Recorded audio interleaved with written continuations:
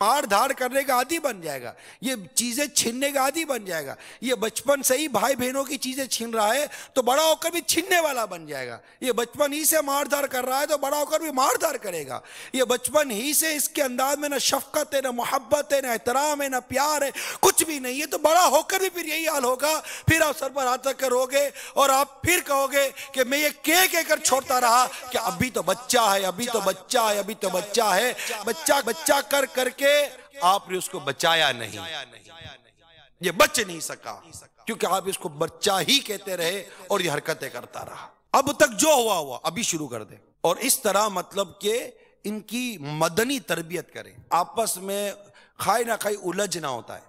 بحث کرنا ہوتا ہے، اپنی عقل اپنی سمجھداری کا سکہ بٹھانا ہوتا ہے، یہ بڑوں میں بہت ہوتا ہے، بچوں میں تو چلو جو بچوں کی باتیں تھی میں نے کہی، بڑوں میں بھی بہت ہوتا ہے، جب یہ بھائی بہن جمع ہوتے ہیں تو لگی ہوئی ہوتی ہے، اسی سے جھگڑے پھر کھڑے ہوتے ہیں نا کہ وہ ایک دوسرے پر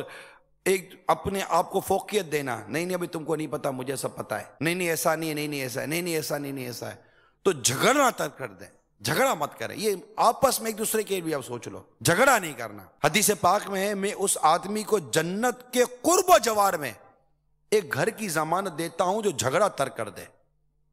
اگرچہ حق پر ہی ہو۔ کیا فرمایا؟ اگرچہ حق پر ہی ہو، جھگڑا ترک کر دے تو سرکار فرماتے صلی اللہ تعالی وسلم کو اس کو جنت کے قرب و جوار میں ایک گھر دینے کی میں ضمانت لیتا ہوں۔ اس شخص کو جنت کے درمیان ایک مکان کی ضمانت